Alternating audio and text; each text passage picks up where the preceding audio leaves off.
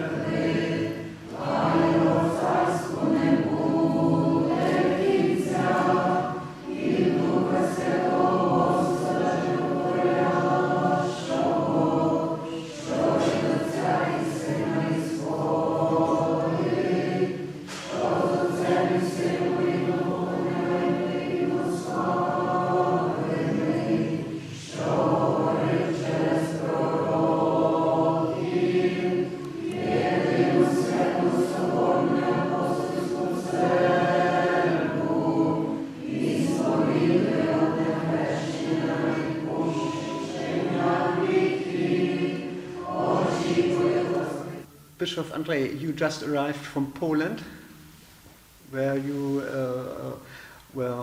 was a conference of bishops. Can you tell us something about this? Yeah, last week actually we have all-week program in city Wrocław. We had a permanent synod of our church, and we are talking about our mission of our church, especially in this difficult time of war that Russia started in Ukraine last year, and we have many problems with our people because many people go abroad.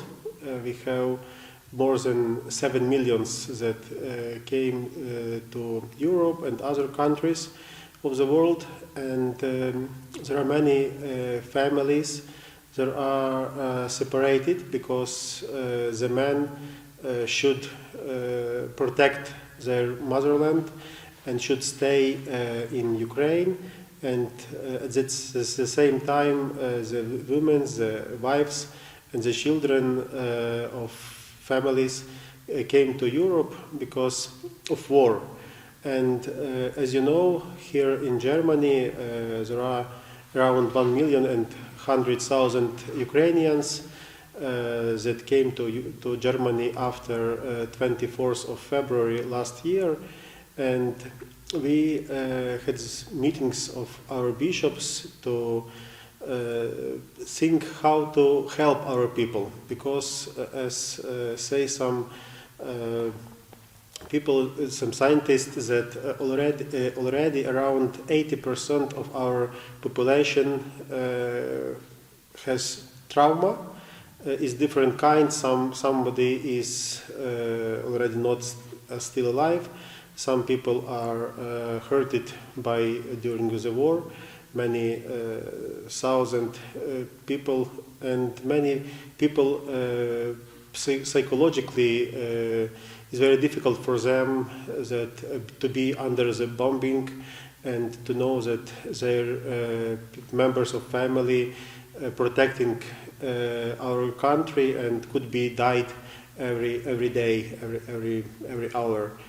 And also there are many problems because people couldn't sleep during the night.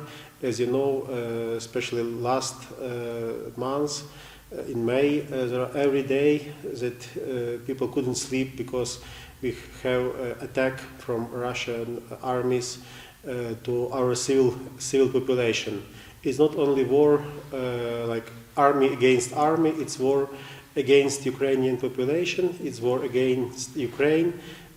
As a people, as you heard that 2 days ago, they bombing our hospital in Dnipro, where just normal civil people, and it's not like usual war against army. It's war that try that Ukrainians not exist in this world. You to become Russian, or you shouldn't have a rule to live. Anna, Sie sind schon sehr lange in Deutschland. Ja, ich bin 1949 in Deutschland geboren, Kind ukrainischer Eltern und aufgewachsen und immer der Kirche zugetan. Sehr christlich erzogen worden. Und wir Ukrainer hatten dann einmal im Monat Kirche in der Kaserne unterm Dach in der Kapelle, die wir selbst hergerichtet hatten, und später hatten wir in Hamburg-Harburg eine eigene Kirche, die Christen oder die ukrainische Gemeinde selbst finanziert hat, damit wir unser eigenes Gotteshaus haben. Und die Kirche existiert, da sind wir auch immer hingefahren, regelmäßig, und sind natürlich dankbar, dass wir jetzt einen Pastor aus der Ukraine haben und in der deutschen Kirche Asyl haben, dass wir hier sein dürfen. Also die ukrainische Tradition ist schon sehr lange, auch in Lübeck, dass hier die katholische ukrainische Kirche ist. Ja. Die Gemeinde war sehr groß. Und die Altukrainer, die aus der Ukraine kamen, die sind schon mit der Zeit verstorben. Und jetzt bereichert uns die jungen Leute aus der Ukraine und auch ältere Leute, die jetzt hergekommen sind. Nadia, Sie sind auch schon länger hier? Also ich bin nach dem Studium als junges Mädchen nach Deutschland als Au-pair gekommen, nach Thüringen allerdings. Und dann hatte ich irgendwann hier einen Urlaub gemacht und habe meinen Mann kennengelernt und lieben gelernt. Und seit 23 Jahren lebe ich hier und wohne in Deutschland. Ich habe 2 Kinder und von Anfang an, weil ich auch sehr christlich erzogen worden ist, hatte ich hier eine Möglichkeit gesucht, dann meinen Glauben auszuleben und hatte dann tatsächlich in Hamburg dann griechisch-ukrainische Kirche gefunden genau, da sind beide Kinder wurden auch getauft und das bereitet mir sehr viel Freude, dass wir auch dann auch so mit vielen Möglichkeiten von der Seite auch Kirche in Lübeck auch aufgenommen wurden, weil wir einmal im Monat zum Beispiel immer hier auch Gottesdienste abhalten durften mit unserem Pastor, der aus Hamburg gekommen ist, einmal im Monat. Weil es war nicht immer möglich, jeden Sonntag natürlich nach Hamburg zu fahren.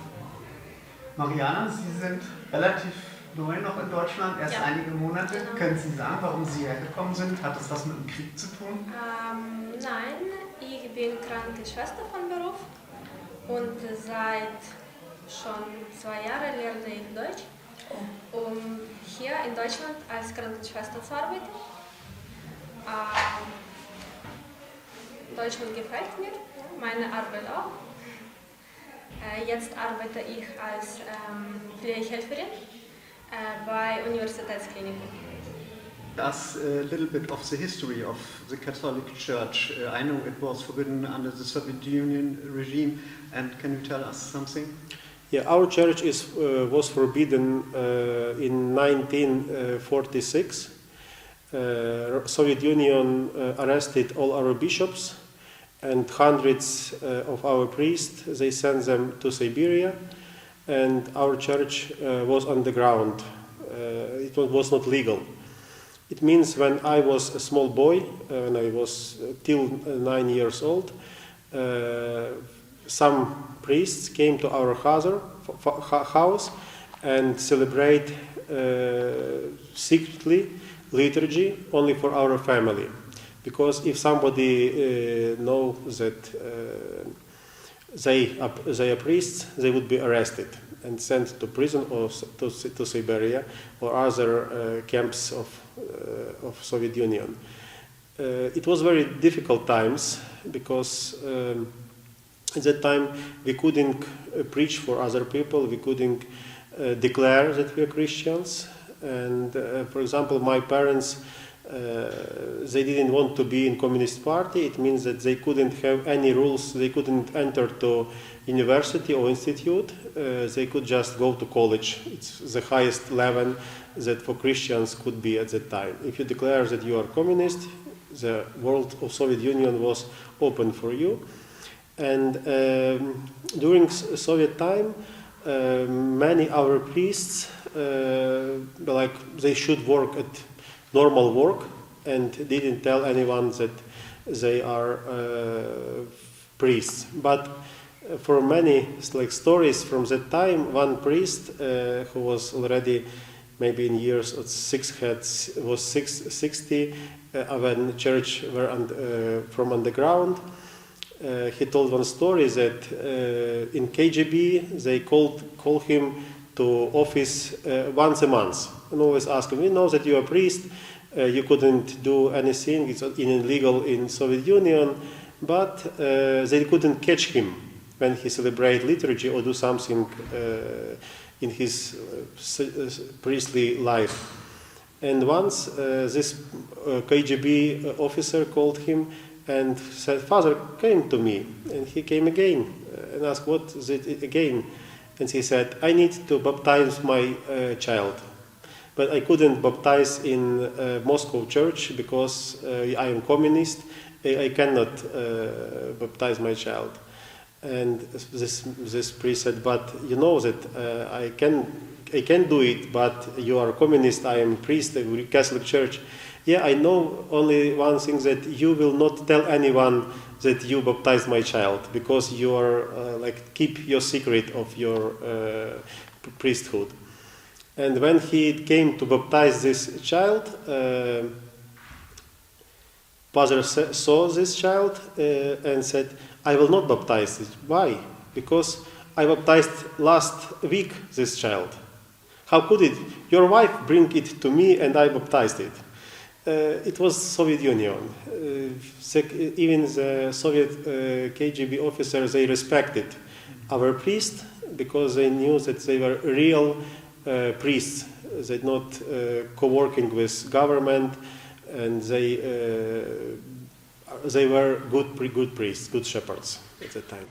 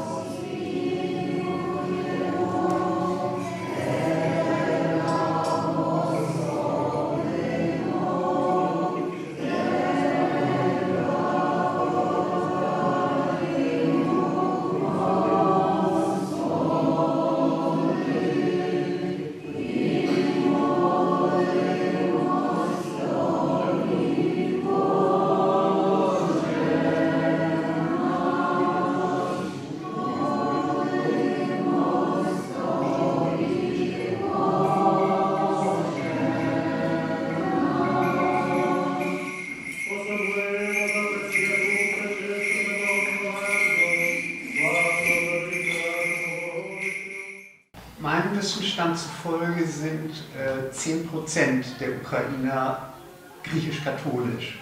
Das scheint ja nicht sehr viel zu sein. Also das ist mehr im Westen der Ukraine, soweit ich weiß. Ist dann der Rest der Bevölkerung orthodox? Гречко-ортодокс? Ну, наскільки ви знаєте, 10% населення України належить до греко-католиків. Це є небагато, на його думку, чи решту є населення православне? Але більше як 10%. Найперше, греко-католиків України є трошки більше, як 10%. Це, напевно, є близько 30, майже 40%. Це є греко-католики по віровизнанні. Also es gibt zwischen 30 und 40% den Gläubigen, die zur griechisch-katholischen Kirche in der Ukraine gehören.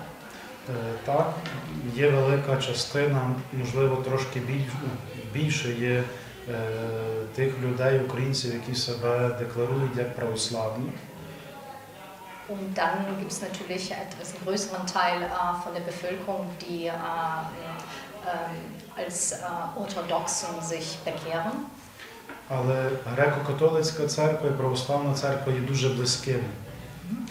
Und griechisch-katholische und orthodoxe Kirche in der Ukraine sind sehr eng miteinander verbunden auch. Бо навіть сюди, отут в Любеку, в Німеччині, до нас на літургію приходять як і греко-католики, так і православні. І тут немає великої різниці, бо літургія та сама. Das erkennt man daran, dass zum Beispiel auch hier in diesem Gottesdienst kommen ja auch Menschen von beiden Glaubensrichtungen, griechisch-katholisch, auch orthodoxen. Und genau ist es so in der Ukraine, dass es oft nicht so große Rolle dann spielt, in welche Kirche man geht, weil die Gottesdiensten sehr ähnlich sind. Різниця в літургії хіба є в тому, кого ми згадуємо з єпископів. Тобто греко-католики згадують своїх греко-католицьких єпископів, православні згадують відповідно православних єпископів. Ми згадуємо Папу Римського, а православні згадують патріарха Константинополя. Der Unterschied liegt dann daran, welchen Oberhäupten der Kirche man dann während des Gottesdienstes dann erwähnt und für die man betet. Wir als griechisch-katholisch natürlich beten auch für den Papa in Rom und die Orthodoxen dann für den Konstantinopel Patriarch. You are the Bishop of Kiev, as I know. Yes, I am a bishop from Kiev, a bishop, auxiliary bishop of Kiev. Okay. In whole Ukraine, the Catholic Church is a minority. There are only 10% Catholic people. The other believers are Orthodox. What is your relationship with the Orthodox Church? No, first of all, we need to declare that 10% of population which are Greek Catholics. It's a very strong community. As you know, it is like a salt in the world that you don't need to have too much. But really, if you ask Ukrainians about our church, mostly they, for example, people receive help from our church in all the Ukraine during this war, because our community is very strong and do too much for our people. We have two Orthodox churches in Ukraine. One church is independent church under the Constantinople Patriarchate, Metropoly, and second one is Moscow Orthodox Church. They belong to Russia. They, during this war, try to declare that they don't belong to Russia, but we know that according to the status of the church, they belong to Russia. And actually, during last decades of years, Moscow Patriarchate didn't like to have any relationship with other churches. It's only like we are only one true church, and they didn't like to have any like relationship with other churches, Orthodox Church of Ukraine or our church or Catholic Church in Ukraine. And according to another church, Orthodox Church of Ukraine, we have relationships, and especially in some some programs to help people, and also in chaplaincy in army. There is chaplains from our church and Ukrainian Orthodox Church of Ukraine, and also we try to make some even religious moves like changing of calendar.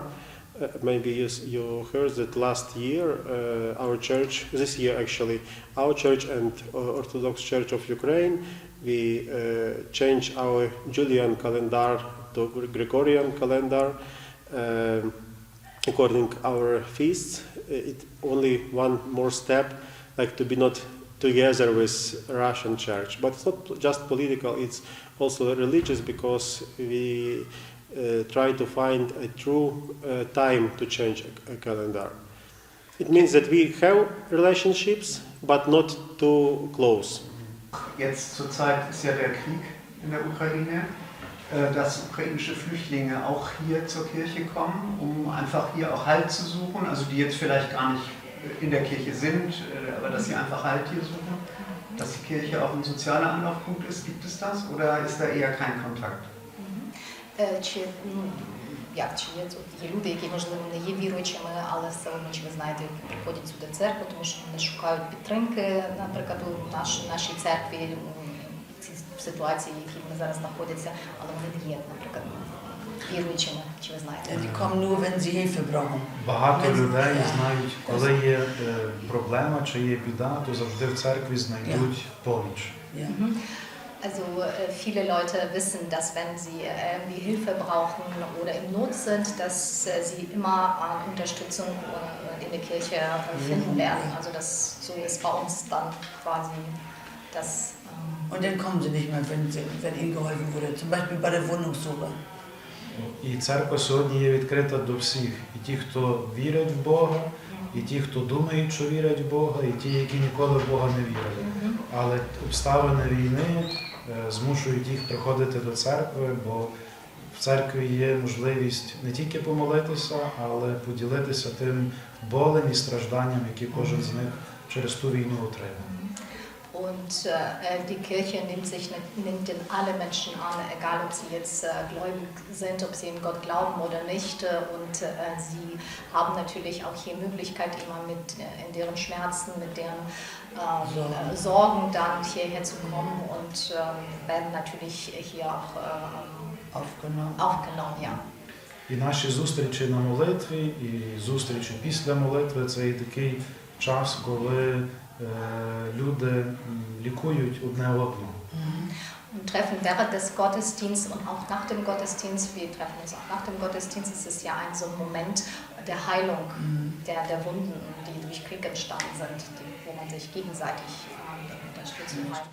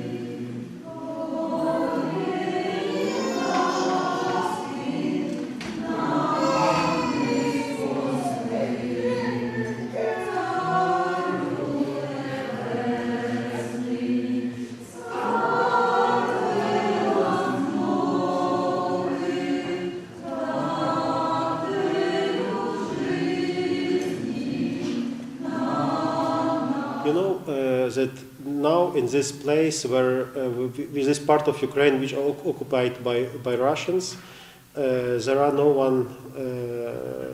one priests. All Catholic priests, even Roman Catholic priests, were sent out from this part, and 2 our priests from Berdyansk were arrested, and now they are in prison. Other priests could escape from this part of occupied Ukraine, and we are still praying because we have many believers at that part still even now, and we couldn't send a new priest because it's very dangerous for their lives. And we always say, when Soviet Union or even Russian Empire came to our lands, at that place our church not exist. It was during 2 centuries ago, even when Katarina, the princess of Russia, queen of Russia, Tsaritsa, all our churches were destroyed, and our priests should become Russians or were killed. But your church is very old. The ties to Rome are in the 16th century, no? No, my church is from actually from 10th century. when our King Volodymyr baptized the Rus. Because somebody, especially Russian Orthodox Church, wants to steal our history, our Christianity, because really a Kiev metropolitan, who always was like an Orthodox Church, but at that time when Rus was baptized, it was time when no two churches, it was Constantinople and Rome were united at that time. No any problem between them. And our metropolitan in 16th century, they just make this union of Brest to try to say that we are renew our union with Rome. We had it, but we lost during of this divorce of Christianity, and now we are, because we only one church in Ukraine Greek Catholic Church, that have our bishops from 10th century all the time.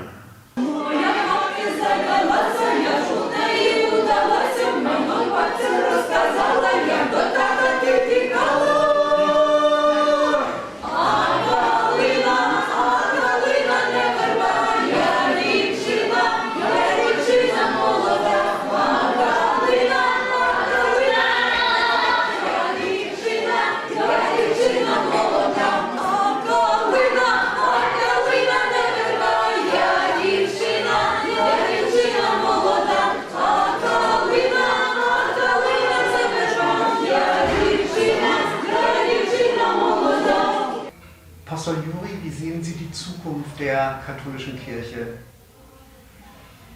Як ви бачите майбутнє католицької церкви? Майбутнє, воно є, тому що ніхто і ніщо церкву не може зруйнувати. Also es gibt auf jeden Fall Zukunft für die katholische Zerkwe, für die katholische Kirche, weil Kirche kann vom Nichts und von keinem zerstört werden. Війна і випробування завжди загострюють таке внутрішнє почуття і бажання людини відчувати Бога. Und Kriegs- oder anderes Leiden, die verstärken immer dieses Bedürfnis der Menschen, nahe zu Gott zu sein. Я знаю, для багатьох є питання, що буде, як закінчиться війна, чи українці лишаться в Німеччині, чи поїдуть додому. Ich weiß, dass viele denken oder fragen sich, wie geht das weiter, wenn der Krieg zu Ende ist? Können sie hier bleiben? Müssen sie nach Hause fahren, in die Ukraine zurückkehren? Якщо б війна закінчилася до року часу, то, напевно, більшість вернулася б додому. Und wenn jetzt der Krieg schon, sage ich, nach einem Jahr vorher oder nach einem Jahr, das heißt jetzt irgendwann im Februar zu Ende wäre, dann wären bestimmt im größten Teil bereits in die Ukraine zurückgegangen. І оскільки війна затягується, і невідомо скільки буде тривати, і буде дуже довгий період відбудови України, то я думаю, менше людей сьогодні вернеться додому, більше все ж таки буде лишатися, щоб могти допомогти Україні відновлюватись. Und weil, so wie jetzt aussieht, der Krieg dauert noch an und man weiß ja auch nicht, wann es tatsächlich das zu Ende ist. Und es wird noch nachher, auch wenn der Krieg zu Ende ist, Ukraine wird ja noch eine Zeit brauchen, wo das aufgebaut werden muss. Und also der Otec glaubt, dass viele werden dann auch hier bleiben danach und nicht gleich zurück in die Ukraine kehren, um dann zu unterstützen. І церква завжди була з людьми, завжди була з народом, і тому я є тут, бо тут є українці, які є частиною нашої церкви, і церква завжди ставила і ставить собі за мету добро тих людей, які до неї належать. Und Kirche ist immer mit den Menschen, wenn in schlimmen Momenten des Lebens, und deswegen Otec Juri ist hier, um die Menschen zu unterstützen, um den offenen Ohr für die zu haben. How do you see the future of the Catholic Church? Not only Ukraine, but our church. We know that church is an institution that founded by God, and we know that it will exist to the end of the world. It depends also from us how will be the church. The first centuries when Christianity was very strong, but was under the persecution of imperator, but the people live what they believe. When we will be Christians and will believe, it means the church will be strong, because we will give a good example for other people. And if we will be like a light of the world and be a salt of the land, it means that we will be a strong church. We shouldn't have any compromise with evil. It's very dangerous for church and for Christianity, because at that time when we have compromise, it means that we are playing in the part of evil. We need to be strong and should keep God's law in our life and love each other, because as God say, love each other and love God. It's the most important in our life and for church, to love and to be good witnesses of God's love in our lives. Excellency, thank you very much for the interview. Thank you.